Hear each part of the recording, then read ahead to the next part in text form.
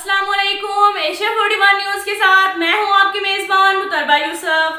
खबर शामिल करते हैं सरगोदा से। हमारे ब्यूरो चीफ मोहम्मद नदीम के मुताबिक शाहपुर के वकला ने आज तीसरे रोज भी असिस्टेंट कमिश्नर शाहपुर अनम अली खान के तौहीनावेज रिमार्क्स पर हड़ताल की और अदालतों में पेश नहीं हुए।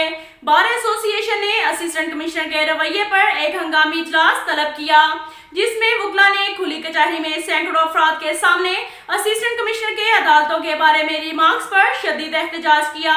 सदर bar Mehar Ehsanullah Bakar, general secretary Chaudhry Mohammad Imtiaz, मुलाजिम Shah Shirazi, Malik Bashir Awan, Ghulam Hasnain Zaidi, general secretary Shahpur press club Rana Mohammad Azam Khan ने अपने खिताब में असिस्टेंट कमिश्नर अनम अली खान के रवैये की मजम्मत की। उन्होंने कहा कि आला हुकाम असिस्टेंट कमिश्नर शाहपुर के खिलाफ इंक्वायरी करें और अदलिया के खिलाफ तौहीनामेज रिमार्क्स देने पर उनके खिलाफ कार्रवाई की जाए।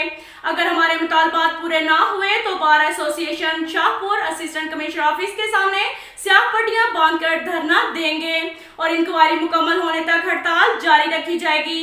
उन्होंने कहा कि अगर महकमा ने असिस्टेंट कमिश्नर के खिलाफ कार्रवाई ना की तो एसी ऑफिस को ताले लगाए जाएंगे और कचहरी के मेन गेट से असिस्टेंट कमिश्नर की एंट्री बंद कर दी जाएगी।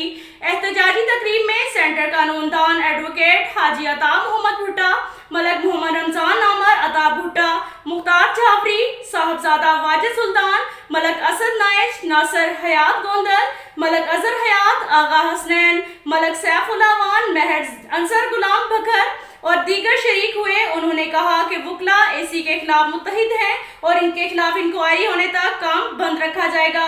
असिस्टेंट कमिश्नर के खिलाफ रैलियां भी निकाली जाएंगी। असिस्टेंट कमिश्नर की लाखों रुपए की करप्शन को भी बेनकाब किया जाएगा।